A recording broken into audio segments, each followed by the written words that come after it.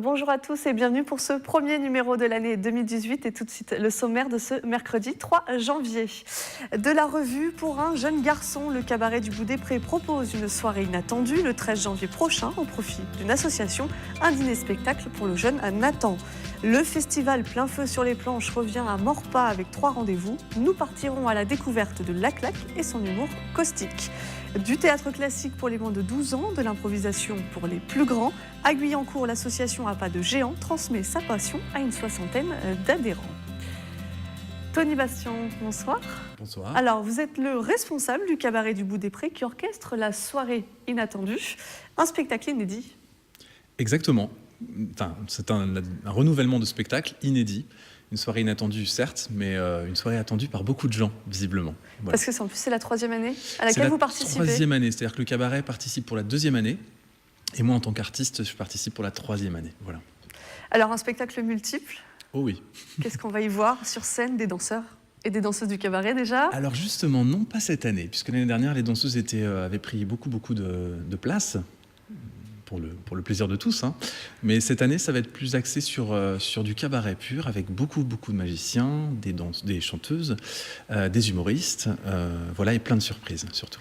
Alors, j'ai vu le magicien Max Le Riochet, l'humoriste Thomas Defarge. Oui. Comment vous les avez contactés? Comment vous les avez... Alors, pour beaucoup, ce sont des relations amicales de la part de tous ceux qui font Nathan, hein, forcément. Mais là, c'est des amis. Max, c'est un ami qui vient de très loin. Il va faire 500 km aller-retour pour le spectacle. Voilà. Mais pour lui, c'est un plaisir de venir. Thomas est un jeune humoriste qui fait partie d'un de nos spectacles et qui a un one-man show. Donc, qui vient aussi faire un extrait. On a Candice Paris, qui est une chanteuse qui a fait des comédies musicales très connues. Beaucoup à découvrir le 13 janvier. Voilà. Alors, on l'a prononcé plusieurs fois, le prénom de la personne à qui c'est destiné. C'est le petit Nathan. Il a 10 ans. Oui. Il est atteint d'une maladie neurologique orpheline. Comment vous en êtes arrivé à découvrir, à connaître? Eh ben, j'étais justement l'ami d'un ami qui faisait partie de l'association et qui m'a sollicité pour savoir si je connaissais des artistes qui pouvaient intervenir. Donc, premièrement, je me suis proposé. Et puis, faisant la soirée il y a 3 ans...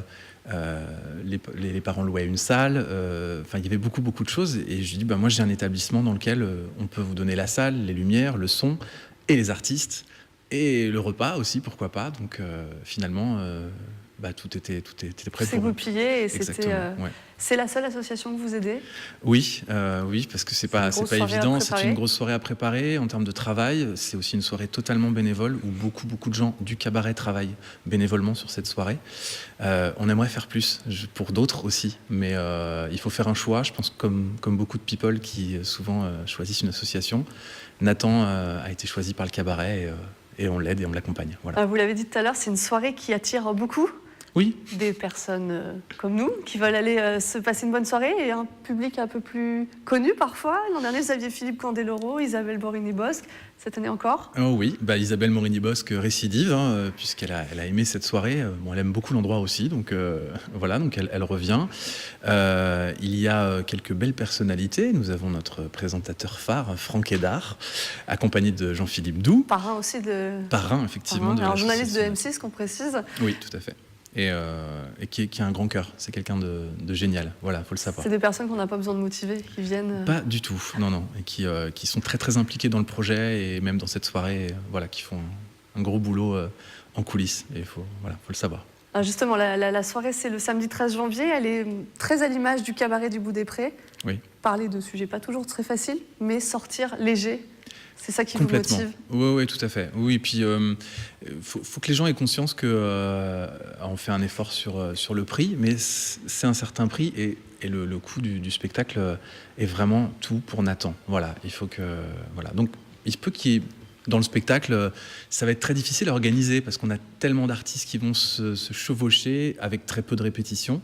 Mais je pense que tout le monde sera indulgent et passera une très belle soirée, ça j'en suis sûr. Alors justement, un cabaret dans les Yvelines, comment est-ce qu'on en vient à créer une telle structure? Ça peut paraître étonnant, même si ça se développe partout en France. Ça se développe un petit peu comme des champignons, oui, c'est clair, dans toute la France. Et c'est très bien, parce que le cabaret parisien donne accès aussi beaucoup à l'étranger. Beaucoup d'étrangers viennent Et les Français, souvent, se disent c'est un petit peu trop cher pour nous et tout ça. Donc les cabarets de province donnent accès à la proximité. Les gens viennent de la région de plus en plus chez nous. Et on a été, moi j'étais parachuté en fait. Je travaillais dans la ferme qui était à côté. Et puis j'ai vu cette grange qui était à l'abandon et on en a fait ce magnifique cabaret. Voilà. Et justement, vous proposez 5 spectacles. Avant d'en parler un peu plus, je propose qu'on regarde un petit making-of. Volontiers.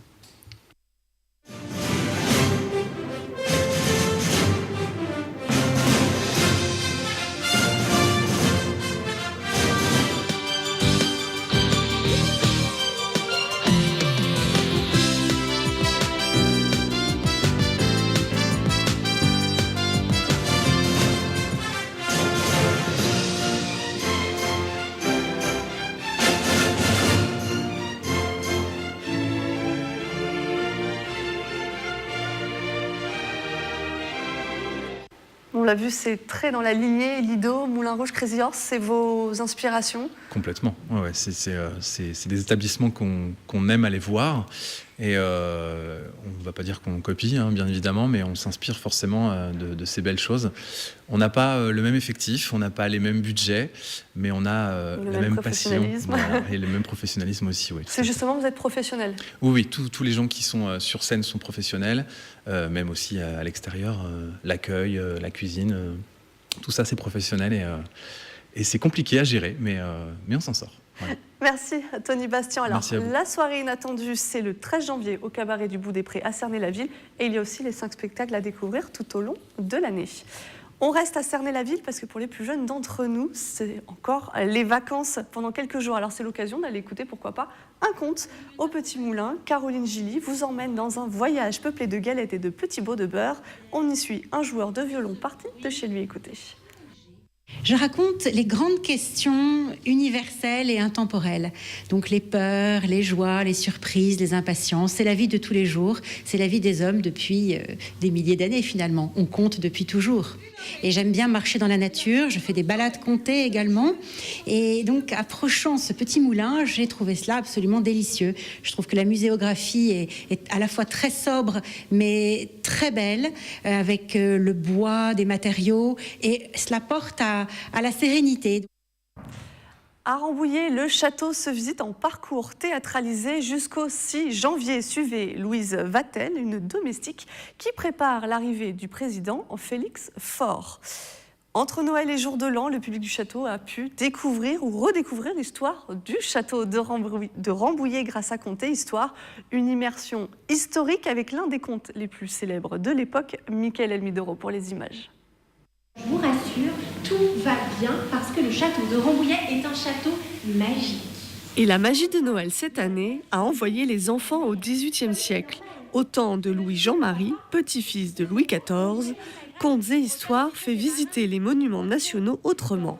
C'est les anecdotes, c'est l'histoire de toutes ces personnes qui ont vécu ici qui est importante. Et le petit duc de Penthièvre, il est né à Rambouillet et du coup, c'est une partie de lui qui est ici et c'est important de le faire vivre. Un petit duc éduqué par le conte. La leçon du jour est l'un des contes les plus connus. La Belle et la Bête, écrit par Jeanne-Marie, le prince de Beaumont, mise en scène aujourd'hui par une troupe yvelinoise. Mais comme tout est magnifique ici. Vous êtes bonne d'être venue, la belle. On a été soucieux de rester fidèle au texte, à l'auteur du XVIIIe siècle et un petit peu de redonner cette version traditionnelle qui a complètement été déformée avec le film qui est sorti récemment ou encore le dessin animé qui est sorti il y a une vingtaine d'années. Il y a un rythme lent, il y a un rythme très poétique. Ça, c'est vraiment ce qu'a voulu le metteur en scène Monique Fondidion. Verdict à la sortie. J'aimais bien ce film. Aussi, il y a un théâtre. Alors, j'aime bien ça. Et les costumes, car ils étaient assez féeriques. On serait imaginé dans la pièce. Pour cette 3e édition de Contes et Histoires, près de 450 personnes ont voyagé avec le petit duc de Penthièvre. La troupe du crâne que l'on vient de voir sur le sujet sera sur la scène de l'espace Albert Camus de Maurepas le 13 janvier prochain dans le cadre du festival Plein Feu sur les planches. Un festival auquel participe notre nouvel invité, Damien Croizon. Bonjour. Bonsoir. Alors, président de l'association La Claque. Tout à fait. Morpa, elle aussi. Une association créée en 2013. C'est ça, ouais. Une petite association, on est une dizaine de personnes et l'idée en fait de La Claque, c'était d'écrire nous-mêmes nos pièces de théâtre. Donc depuis 2013, on est à notre 3e création. On a fait plutôt des sketchs, après on a écrit une grosse pièce et là on retombe sur un format plutôt sketch mais avec un fil conducteur entre chaque sketch. Justement, d'écrire une pièce originale, comment ça se passe? Vous avez eu des cours d'écriture? C'est une passion? Comment vous le faites? C'était plus une envie en fait de pouvoir dire tout ce qu'on avait envie de vouloir dire, qu'on ne trouvait pas forcément dans les textes qui étaient déjà écrits.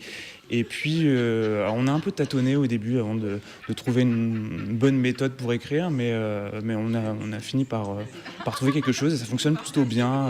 C'est assez collectif, on brainstorm tous ensemble et après chacun prend des idées qui l'intéressent, écrit dans son coin, revient. C'est collégial, quoi. Très collégial, ouais, très, très collaboratif et chacun amène sa patte. Il y en a qui sont un petit peu moins doués pour écrire, mais qui ont quand même des idées et qui les amènent. Donc c'est ça qui est plutôt bien en fait. Tout le monde participe. Alors récent, en 2013, déjà entre 8 et 12 en fonction des pièces. Et vous avez un mot d'ordre?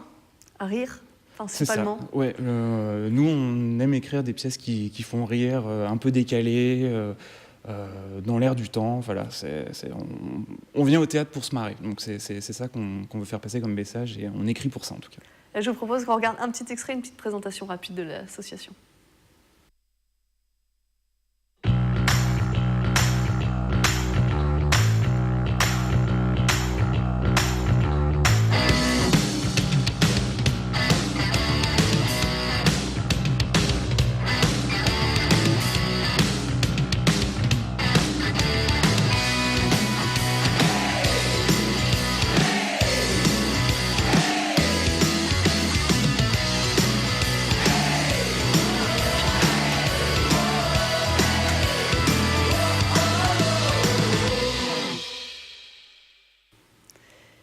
Alors, vous êtes plusieurs à écrire, tous, mais est-ce que quelqu'un chapeaute quand même pour encadrer un peu tout ça?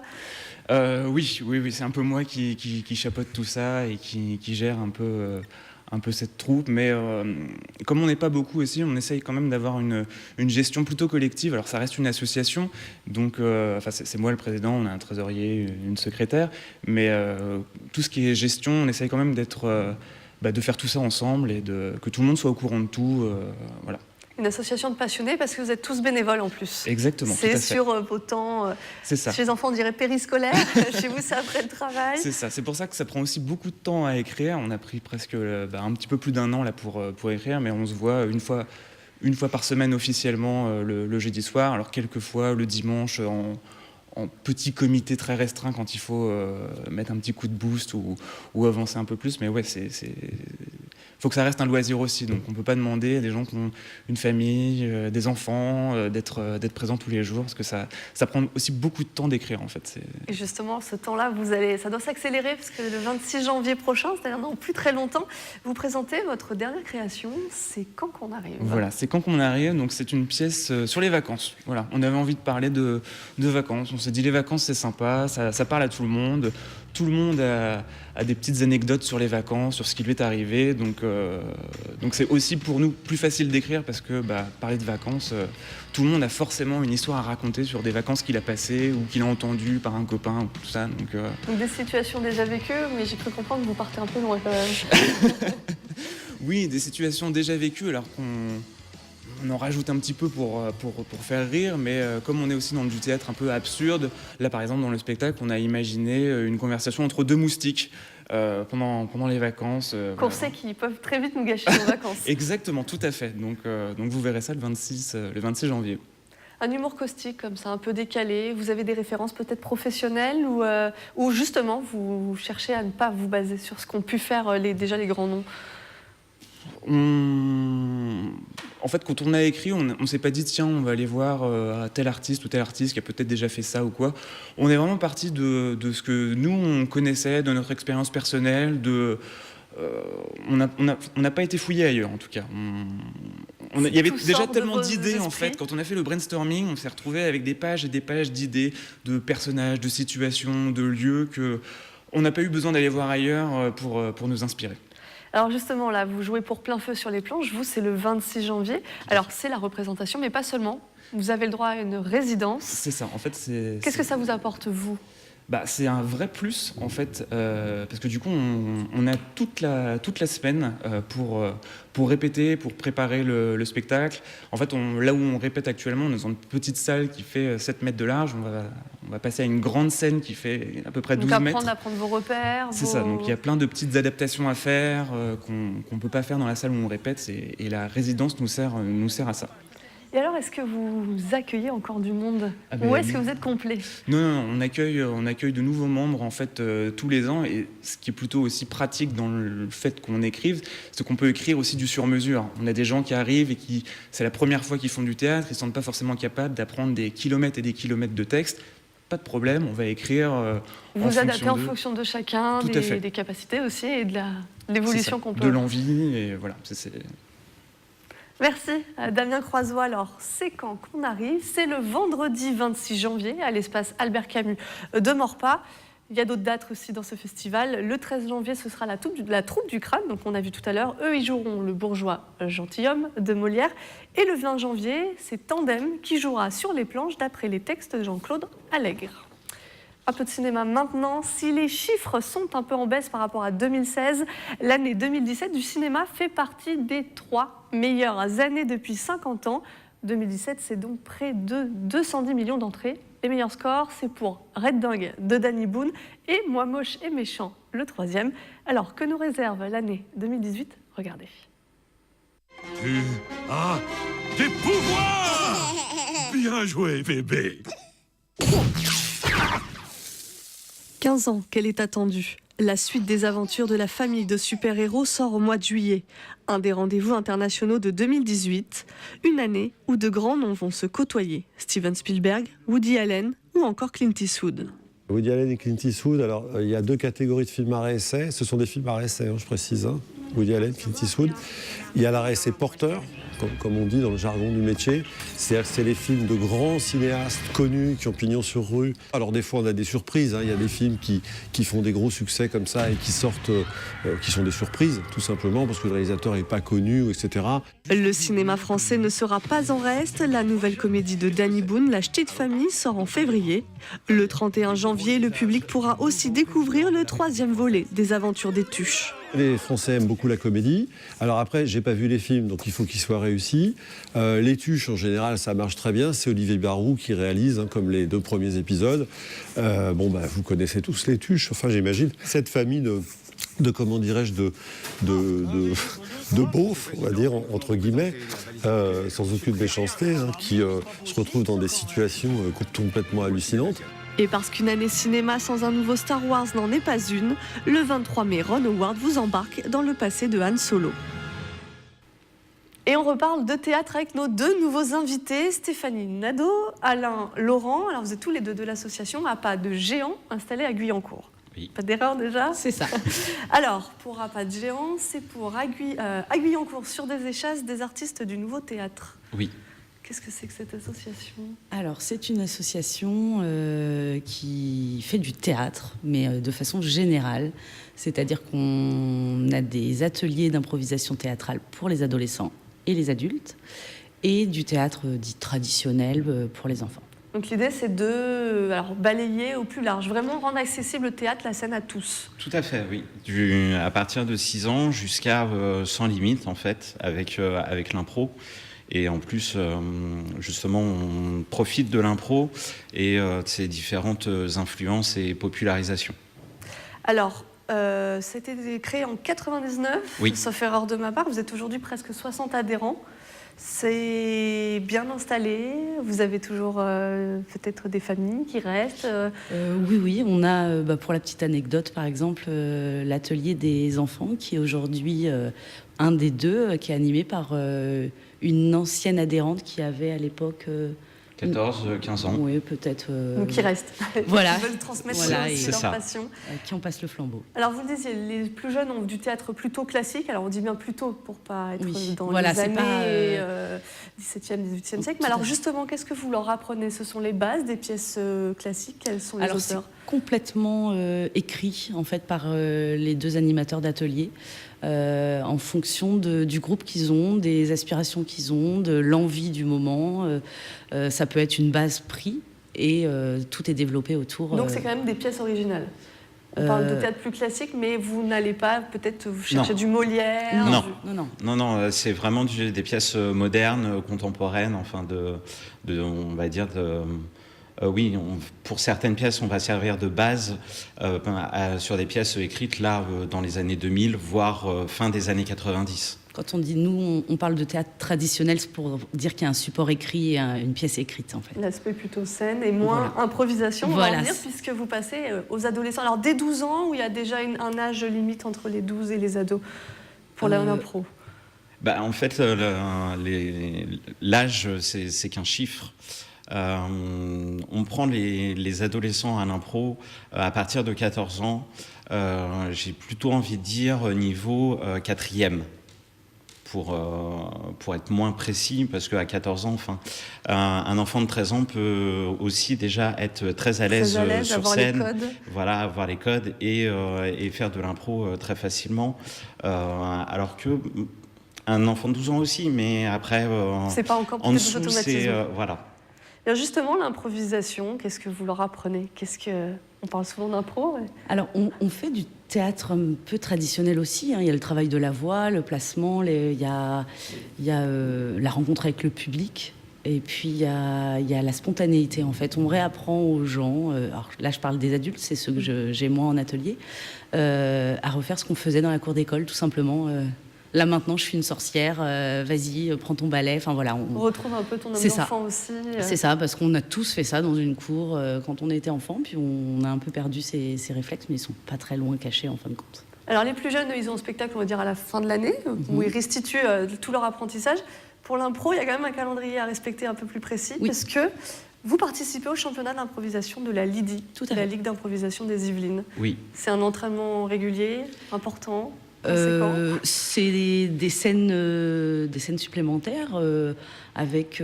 C'est pas l'enjeu de participer au championnat, mais c'est de rencontrer des équipes voisines et puis du coup d'avoir un déroulé sur l'année. On aime se représenter, donc c'est un peu l'idée en improvisation, c'est de se confronter au public le plus souvent possible. Alors dans le descriptif de l'association, il y a aussi Échasse, le E de géant, parce que c'est quelque chose que vous proposez tous les deux.